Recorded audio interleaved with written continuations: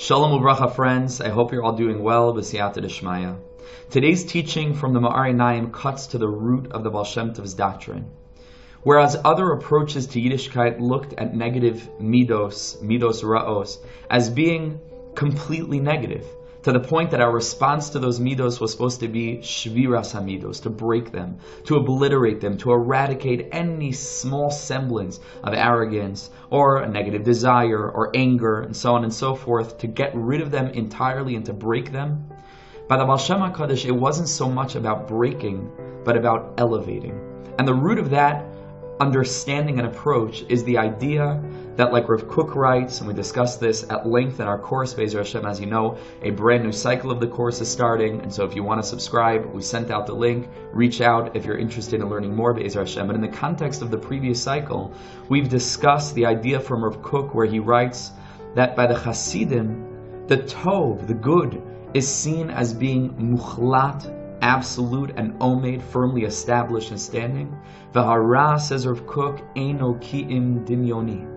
All evil is seen as being an illusion. And that means that all of existence is rooted in goodness, in purity, emerging from the Ein Sof, from the Master of the world himself. And that means that the midos that we have within ourselves, although they might oftentimes come to negative expression, but at the core, they're holy. And at the root of those midos, at the root of gaiva, at the root of a negative desire, at the root of arrogance, and so on and so forth, are essentially holy traits. It's what the Piasetzner Rebbe describes as clean water in a dirty bottle. So when we look at the water through the lens of the dirty bottle, it may appear as if the water is dirty, but that's not so at all. It is only the expression, the manifestation of these midos, when used improperly, that enables them to appear as if they're negative. But the truth is, they only need to be channeled back to holiness.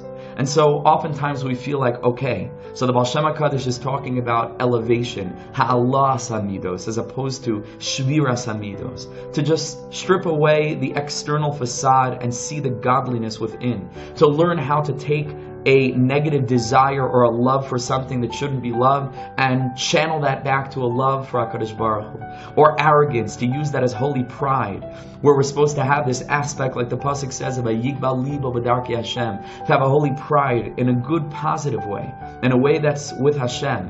When a person has anxiety, fears of things that shouldn't be feared, to channel that back to the Master of the world. So in a certain way, we feel as if, okay, we can look at ourselves, find those traits within, and try to utilize them properly. But what are we to do if we've already been loving things that shouldn't be loved, or desiring things that we shouldn't desire, or fearing things that shouldn't be feared, and so on and so forth? What are we to do then?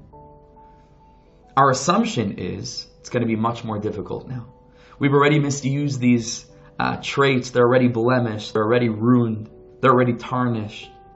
But the Meor Einayim fascinatingly says it's the exact opposite. Says the tzaddik, and this is the teaching that we're on today, we sent it out earlier, says the Heilige Meor Einayim, Schusi Agan Leinu, and also I want to take this opportunity to thank each and every one of you for being a part of it, for being a part of this movement, for the soul of Yiddishkeit, to try to reclaim the princess of youth. And through the teachings of the tzaddikim, that's the way that we're able to reconnect to the soul of our tradition. Says the Meor Einayim, Schusi Agan Leinu, it's the opposite.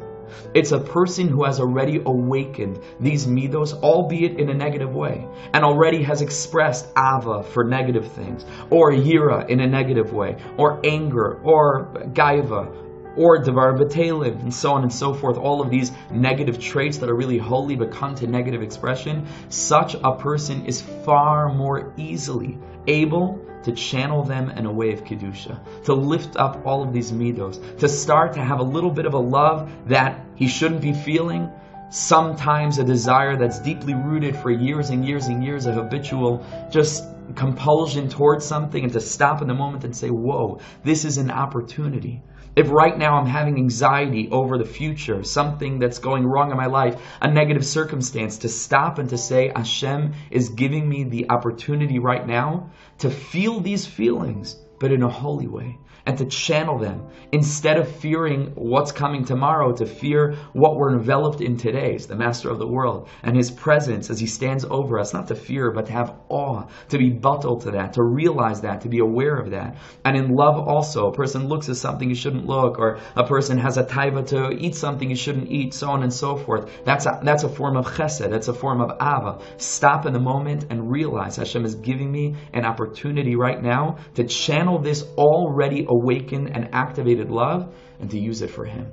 So what a blessing. We should be zocha be'ezer Hashem to utilize all of those midos that we have that naturally, for the first 13 years of our life, it was all Yetzer Hara. So naturally, it's already been awakened. And for some of us, it's even more so, certainly in our generation, certainly in our time, it's very difficult. And there are so many negative midos that we just feel so naturally drawn to and attracted to.